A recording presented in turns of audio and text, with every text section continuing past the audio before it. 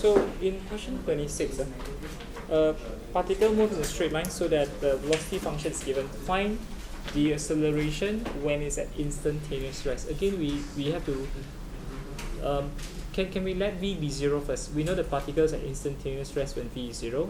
So this is a very interesting equation because they write in this form. So what can we do? I mean, in the past I will tell the student bring this over, then multiply. I think we need to do that. It's easier we just multiply everybody by t plus 1. So you get 2t minus 11 multiply with t plus 1. This will be a 6. Because if I multiply t plus 1 on the right hand side, what will I get? I should get 0, right?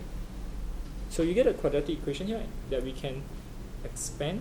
This is 2 minus 11, plus 6 that I can rearrange. Then I can now factorize. And t is always more than 0, so t is fine. Yeah? Okay, but we're not done yet. We're not done yet. We need to find the acceleration, right? So we need to take the t value, sub inside acceleration function. But I don't have acceleration function. I have to differentiate first. This is 2.